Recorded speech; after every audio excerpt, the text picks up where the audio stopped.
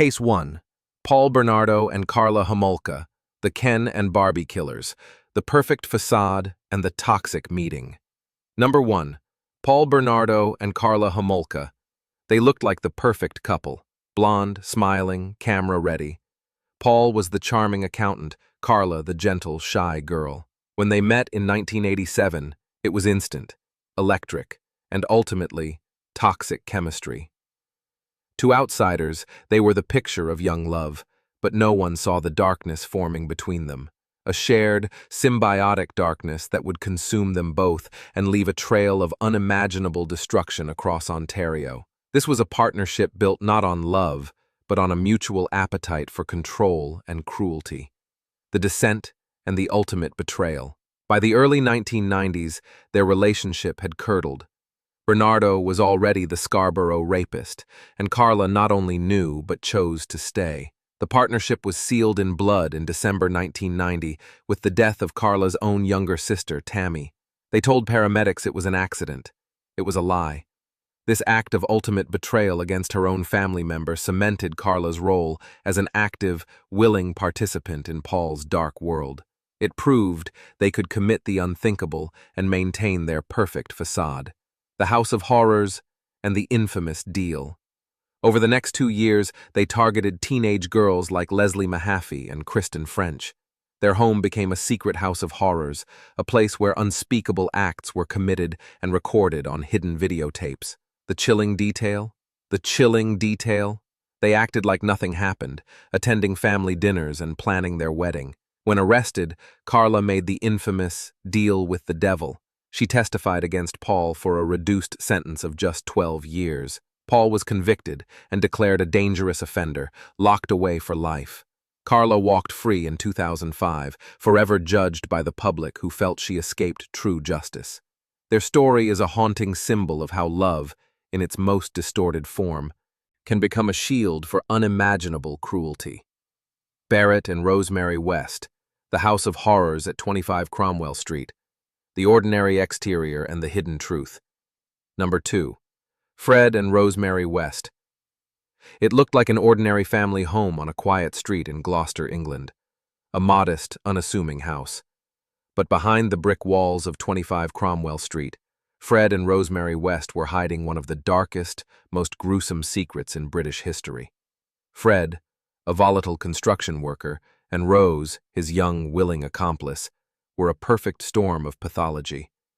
Their relationship was a closed system of control, manipulation, and shared sadism. The sinister signs ignored. Neighbors noticed the oddities, the constant digging in the garden, the loud noises from the basement, the stream of missing teenage lodgers. Fred claimed he was renovating. He was burying bodies. The Wests targeted vulnerable young women, luring them into their home with false promises. Their own children lived in paralyzing fear. Yet, to the public, Fred and Rose maintained their perfect facade, hosting barbecues and chatting with neighbors. The illusion was flawless, a testament to how easily a community can be fooled. The digging begins, and the legacy.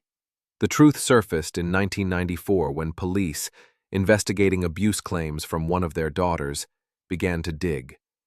What they found was unthinkable: a mass grave in the garden, under the patio, and in the basement. At least 12 victims were recovered, including Fred's own daughter, Heather. Fred took his own life in prison before trial, denying the victims' families the full truth. Rose West was convicted of 10 counts of murder and received a whole life sentence. The house was demolished, the address erased, but the haunting question remains. How did so many people disappear without being noticed sooner? Setback. 3. Ian Brady and Myra Hindley, the Moors murderers, the infamous image, and the toxic connection. Number 3. Ian Brady and Myra Hindley. It began with a photograph. Myra Hindley's cold, vacant stare. It became the face of pure, unadulterated evil in Britain. Ian Brady, intelligent but distant, was obsessed with violent philosophy. Myra Hindley, loyal and reserved, transformed herself to please him. When they met, Their shared darkness created a world of fantasy and control. Brady spoke of the perfect crime. Hindley helped him plan it. The unspeakable crimes and the chilling trophies. Their victims were children: Pauline Reed, John Kilbride, Keith Bennett, and Leslie Ann Downey. They lured them, killed them, and buried them on the desolate Saddleworth Moor. The horror was compounded by their chilling trophies, photographs of the victims and, most disturbingly, an audio recording of Leslie Ann Downey's final moments, played in court. Their reign of terror ended in 1965 when Myra's brother-in-law witnessed the aftermath of their final crime and contacted the police. The trial and eternal scorn. The trial revealed the full, calculated cruelty. Both were convicted and sentenced to life imprisonment. Myra Hindley spent decades trying to gain parole, but the public never forgave her. She died in prison in 2002. Ian Brady, who never showed a shred of remorse, died in 2017. The search for the remains of Keith Bennett continues to this day, a painful, open wound for the nation. The Moor's murders are a chilling testament to the terrifying power of a shared, destructive fantasy. Case 4. Gypsy Rose Blanchard and Nicholas Godejohn, the victim who became the planner. The illusion of illness and the trapped girl. Number 4. Gypsy Rose Blanchard and Nicholas Godejohn. This story is a twisted tale of manipulation and desperation. Gypsy Rose was a sick, wheelchair-bound girl with a devoted mother, Dee Dee Blanchard. But almost none of it was true. Dee Dee was secretly causing or fabricating Gypsy's illnesses, a form of abuse known as Munchausen syndrome by proxy. Gypsy could walk. She wasn't terminally ill, but she was a victim trapped in a life built on lies, isolated and threatened every time she questioned her mother. The online escape and the desperate plan. In 2012, Gypsy secretly joined an online dating site and met Nicholas Godejohn, a socially isolated man. Their relationship grew quickly, fueled by shared fantasies of escape. But Gypsy knew freedom couldn't exist with her mother alive. In June 2015, the plan moved from messages to reality. Nicholas traveled to Missouri, and late that night, Gypsy handed him a knife and hid in the bathroom while he carried out the act. They fled to Wisconsin. The shocking discovery and the aftermath. The next day, a disturbing message appeared on Gypsy's Facebook. "That bee is dead." Police found Dee Dee's body and initially thought Gypsy was kidnapped. Instead, they found her safe and walking at Nicholas's house. The world was stunned. Gypsy pleaded guilty to second-degree murder and was sentenced to 10 years. Nicholas received a life sentence. Gypsy later said she felt freer behind bars than she ever did at home. This case forced the world to look at a different type of crime, one where the victim became the planner, driven to the edge by years of control. Case 5. Jennifer Pan and Daniel Wong, the betrayal within the family, the pressure of perfection, and the double life. Number 5. Jennifer Pan and Daniel Wong. This began as a quiet suburban love story that turned into one of the most shocking betrayals a family could imagine. Jennifer grew up in Markham, Ontario, the daughter of strict Vietnamese immigrants who demanded excellence. But Jennifer was failing. Instead of admitting it, she began faking report cards, forging university acceptance letters, and living a double life while secretly dating Daniel Wong, a classmate her parents forbade her to see. The collapse of the lie and the deadly plot. By 2010, Jennifer's lies collapsed. Her father discovered she had never graduated or attended university. Her phone was confiscated, and she was barred from seeing Daniel. Desperate, Jennifer and Daniel began talking not about escape, but about removing the obstacle: her parents. On November 8, 2010, Jennifer left her bedroom door unlocked and texted Daniel the final instructions. 3 men entered the Pan home. Jennifer pretended to be a victim, tied to the banister. The unraveling and the conviction. Gunshots followed. Her mother was killed instantly. Her father, Han, was shot but survived. Jennifer called 911, pretending to be terrified. But her story fell apart within days. Police noticed her voice on the 911 call was too calm. Her father, who survived, later testified that he saw her walking freely. Phone records confirmed the plot. Jennifer Pan, Daniel Wong, and 2 gunmen were convicted of first-degree murder and attempted murder, all sentenced to life in prison. Han Pan survived, but cut all contact with his daughter. This case is a chilling reminder that sometimes the most dangerous betrayals come from within a family's own walls. Karak 6. Amanda Knox and Raffaele Sollecito, The Media Circus. The Quiet Town and the Violent Crime. Number 6. Amanda Knox and Raffaele Sollecito. It started in a quiet university town in Italy, then spiraled into one of the most debated trials of the 21st century. In 2007, Amanda Knox, a student from Seattle, was studying abroad in Perugia, Italy. She quickly became inseparable from Raffaele Sollecito, a shy Italian engineering student. Everything changed on November 2, 2007, when Amanda found her roommate, Meredith Kircher, dead in their shared villa. The storm of chaos and the controversial trial. What followed was a storm of media chaos, language barriers, and controversial police work. Amanda and Raffaele were questioned for hours. Amanda gave a statement implicating herself, which she later retracted, claiming it was forced. Prosecutors claimed Meredith's death was the result of a group attack, portraying Amanda as unstable and manipulative, calling her Foxy Knoxy. The media devoured the story. Despite the discovery of DNA belonging to Rudy Guede, a local man, Amanda and Raffaele were convicted in 2009. The acquittal and the enduring question. The case didn't end there.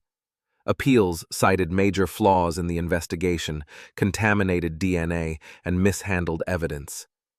In 2011, the convictions were overturned, and Amanda and Raffaele walked free.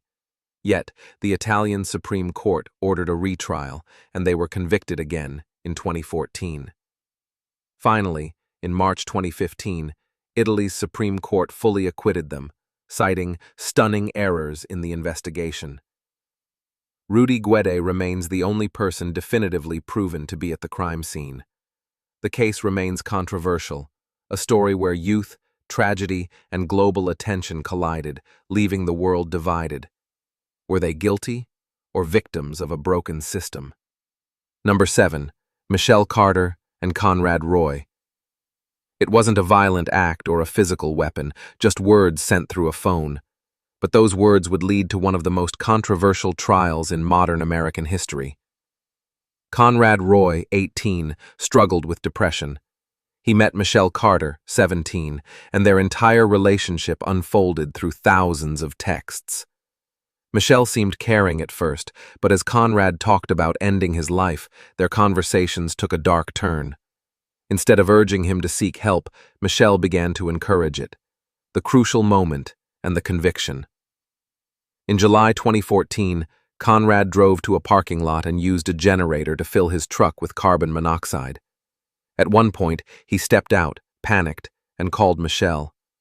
What she said next became the most crucial moment. She told him to get back in. Conrad followed her words and died alone. Investigators found alarming messages where she repeatedly pressured him. Michelle Carter was charged with involuntary manslaughter. The case drew national attention. Could someone be found guilty for encouraging another person's death through words alone? In 2017, she was found guilty and sentenced to 15 months in jail. This story was about influence, responsibility, and how far accountability should go when life and death are shaped by a message on a screen. Number 8. Erica and Benjamin Sifrit. They looked like the perfect newlyweds, young, athletic, smiling in every photo. Erica, a former cheerleader, and Benjamin, a decorated Navy SEAL trainee. But their relationship was built on a craving for control, thrill-seeking, and pushing boundaries. They began collecting weapons, breaking into homes, and playing dangerous psychological games with each other. The Ocean City Nightmare and the Handwritten List. In May 2002, while vacationing in Ocean City, Maryland, they met Joshua Ford, and Martha Crutchley. Erica invited them to their condo, and once inside, things took a terrifying turn. The couple was attacked and killed. Instead of panic, Erica and Benjamin calmly dismembered the bodies and disposed of them.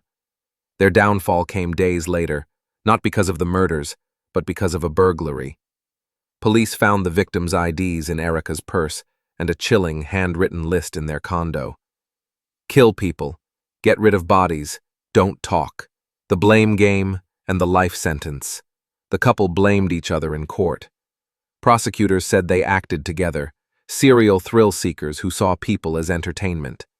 Benjamin Sifrit was convicted of second-degree murder and kidnapping. Erica, seen as the more manipulative partner, was convicted of first-degree murder and received 2 life sentences. They divorced shortly after their convictions. This case remains unforgettable because of the couple behind it, a relationship built on a craving for chaos that destroyed 4 lives, including their own. Number 9. Rachel Schoaf and Sheila Eddy, the Skylar Neese case. It started as an ordinary teenage friendship, sleepovers, selfies, and secrets. Skylar Neese was best friends with Rachel Schoaf and Sheila Eddy. To everyone else, they were like sisters. But behind the smiles, tension was building. Skylar began to feel left out as her 2 best friends grew closer and pushed her away. Tweets and texts hinted at jealousy, betrayal, and resentment. The final ride and the chilling confession. On July 5, 2012, Skylar climbed out of her bedroom window and got into a car with her 2 friends. It was the last time she was seen alive. For months, Sheila and Rachel acted like grieving friends, even helping search for Skylar. But detectives noticed inconsistencies. In January 2013, Rachel had a breakdown and confessed. They had planned the crime for months. They took Skylar to a remote wooded area, counted to 3, and attacked. When asked why, Rachel said chillingly, "We just didn't like her anymore." Rachel led police to Skylar's remains. The community was in shock. These weren't hardened criminals, they were honor students. Rachel pleaded guilty to second-degree murder and was sentenced to 30 years. Sheila, who showed no remorse, pleaded guilty to first-degree murder and received life in prison. The case stands as one of the darkest examples of how jealousy and teenage cruelty, when twisted into a shared, destructive bond, can turn deadly. Number 10. Erin Caffey and Charlie Wilkinson. It began as a teenage romance in a small Texas town, then turned into one of the most shocking family crimes in modern America. Erin Caffey, 16, was a church-going girl whose strict but loving parents, Terry and Penny, homeschooled her and trusted her deeply. But in 2007, Erin began dating Charlie Wilkinson. As the relationship grew intense, her parents stepped in, grounding her and forbidding her to see him. Erin refused to end it. The idea of running away turned into something far darker. Erin, Charlie, and 2 of his friends came up with a plan. They would remove the people standing in the way, Erin's family. In the early hours of March 1, 2008, Charlie and his friends entered the Caffey home. Penny was killed. Erin's 2 younger brothers, Matthew and Tyler, were also killed. Terry Caffey was shot multiple times but survived by pretending to be dead. Before leaving, they set the house on fire. The unbelievable betrayal and the forgiveness. Terry, bleeding and burned, managed to crawl out. Police quickly traced the crime back to Erin and Charlie. Terry, from his hospital bed, could barely believe the truth. His only daughter had planned it. Erin was arrested and eventually pleaded guilty to 3 counts of capital murder, sentenced to life with the possibility of parole after 40 years. In a shocking act, Terry Caffey, the sole survivor, publicly forgave Erin, saying, "Hate is a poison. Forgiveness is the only way to survive." Her case remains a haunting reminder of how love, when twisted by manipulation and rage, can lead to unbelievable family annihilation. These 10 couples, from the Ken and Barbie killers to the text message murderer, prove a terrifying point. The most dangerous monsters don't live in the shadows. They live next door. They smile in family photos. They are the terrifying face of evil hidden in plain sight.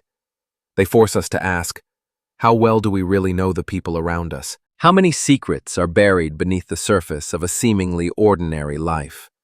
The illusion of normalcy is the greatest shield for the most profound cruelty. The lesson is clear.